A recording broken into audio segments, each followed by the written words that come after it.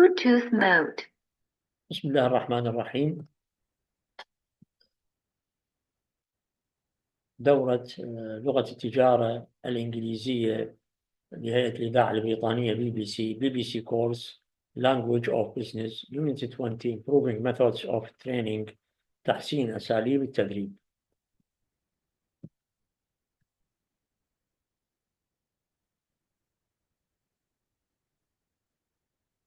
Play by USB drive.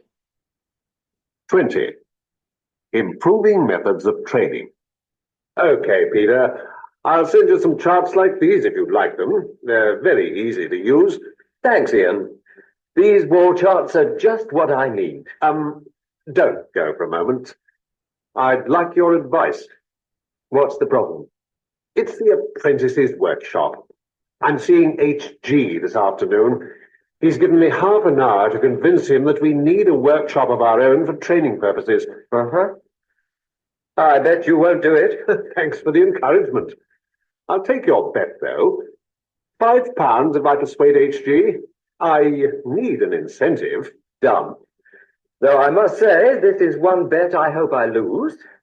The present training method is primitive, and we can get any money we spend on the workshop from the engineering board, can't we? Won't they give an outright cash grant for training facilities like this? Yes. We pay a levy of 2.5% of our annual payroll by law, and we aren't taking advantage of the benefits it offers. That'll be my chief argument. You'd better get your sums right. You know HG sees everything in terms of figures. His dreams are probably in figures. I expect you're right. Well, Ian, what do you want? The training program we were... I thought that we'd agreed to discuss it tomorrow. No, 3 o'clock today. Oh, very well then. Though I can't say I'm in the mood for any discussions. I've just had an awful lunch with Alfred Wentworth. He will insist on telling me how to run my own business. I'm sorry, HG. Well, don't let's waste time. What is it you wanted to see me about? I think we really need to rethink our entire training program. In my opinion, our present apprentice training system is inefficient and wasteful. What's wrong with it? It's unplanned. Each year we take on a couple of toolmaker or sheet metal worker apprentices. They're trained on the shop floor, when and where the foreman and skilled operatives can spare the time. Of course, we try to keep them busy, but inevitably, while they're learning, they make mistakes. The quality of their work is not up to standard. We lose time and material, and the apprentices aren't efficiently trained. They also go to the local technical college for training, don't they? Yes, they do. By the rules of the national scheme, we have to release them 1 day a week to attend courses, and those link up with the practical work they do with us.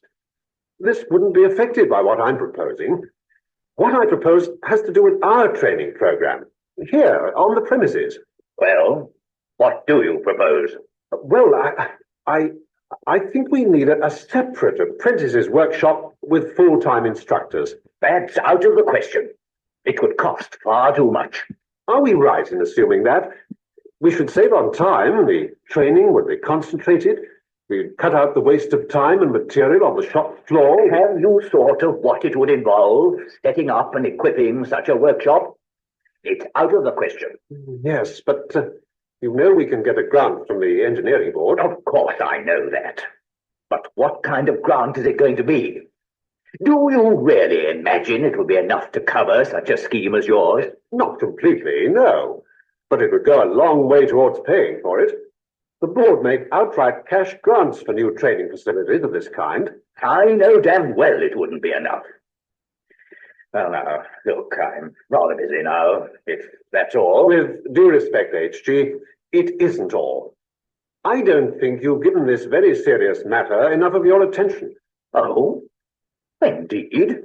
I consider this to be a matter absolutely vital to the future of the firm. The purpose of the government in setting up this scheme and extorting the cash from industry to run it was to give us the incentive to get most of it back by good, up-to-date training. In my view, they were completely right, and any firm that doesn't take advantage of it is guilty of restrictive practices. These are very strong words, Ian. I mean what I say, and I've done quite a detailed costing. I think we've a chance of getting a good 3/4 of the money we need from the board.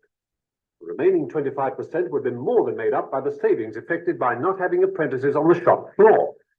I see. Well, Ian, I must say you have put your case with vigor.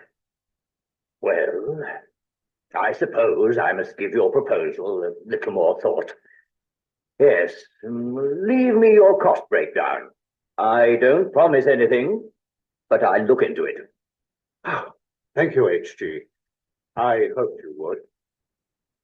Oh, Peter, did you get those wall charts you wanted? Yes, I did, thanks. Now we've got the great job of redoing all the production charts and the workflow diagram. Marvellous fun. By the way, here you are. £5 lovely, dear boy. I'm forced to hand them over. Why, what's this? HG had me in this morning and told me a lot of stuff about how all modern firms were determined to improve the quality and quantity of their training. How did you do it? Say these sentences. We pay a levy of 2.5% of our annual payroll. We need to rethink our entire training program. We need a separate apprentices workshop with full-time instructors. The engineering board makes cash grants for new training facilities. The remaining 25% would be more than made up by the savings effected.